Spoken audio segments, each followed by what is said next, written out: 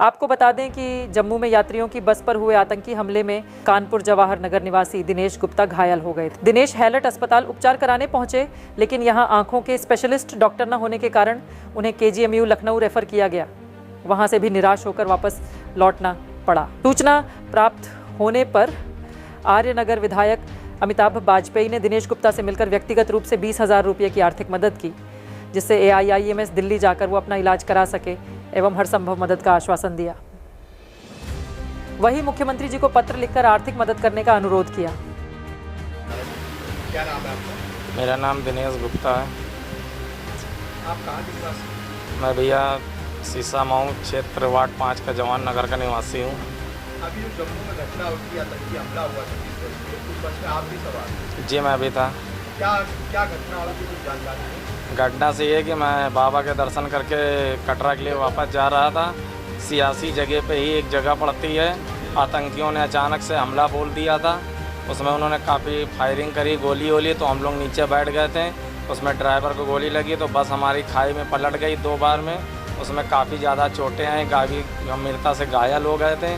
तो जब हल्का फुल्का उठने की कोशिश कर रहे थे तो वो लोग 15-20 मिनट तक नीचे उतर के गोली बारूद कर रहे थे। और उन्होंने मेरी टांग पे 2 गोली मार दी थी और मेरी टांग टूट गई थी। मैं जख्मी हालत में वहीं पड़ा था और मेरे सबसे ज़्यादा सिर में चोट आई है, मेरे आँखों का पर्दा।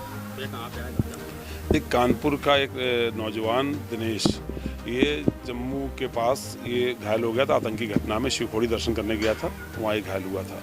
हम लोग संज्ञान में मामला आया था, लेकिन हमने देखा कि भारतीय जनता पार्टी के बहुत सारे नेता उसके घर आए, सांत्वना दी, उसकी मदद करने का आश्वासन दिया। उन्होंने सरकारी अस्पताल जो हैलेट है हमारा सबसे अच्छा अस्पताल, वहाँ भेजा भी। पर फिर मालूम पड़ा कि हैलेट में उसका इलाज ना हो करके उसको लखनऊ रिफ़र कर दिया गया। तो उसका इलाज लखनऊ में भी नहीं हुआ। कल के समाचार पत्रों में मुझे मालूम पड़ा कि लखनऊ में भी उसका इलाज नहीं हो पाया। परिवार निराश होकर लौट आया। इसकी किसी प्रकार की आर्थिक मदद नहीं हुई और परिवार परेशानी की हालत में है। उसकी रोजी रोटी बंद पड़ी है और इलाज भी नहीं हो पा रहा है। तो ऐसे में हम समाजवादी जो पार्टी के हमारे कार्यकर्ता साथी हैं, उन्होंने खबर करी कि ऐसी परेशानी है। तो हम लोग आज मौके पर आए हैं। हम लोगों ने देखा है कि किस प्रकार से आतंकी घटना में घायल की कोई मदद सरकार द्वारा नहीं हो पा रही। वो सरकार जो 10 साल से है, वो ना आतंकवाद को काबू कर पाई और ना आतंकी घटनाओं में घायलों की मदद कर पा रही, ना हम अपने कानपुर से लेकर लखनऊ तक इलाज की कोई ऐसी व्यवस्था विकसित कर पा रहे हैं जिसमें ऐसे पीड़ित की, ऐसे घायल की हम लोग सरकारी सिस्टम पर मदद भी करा पाएँ।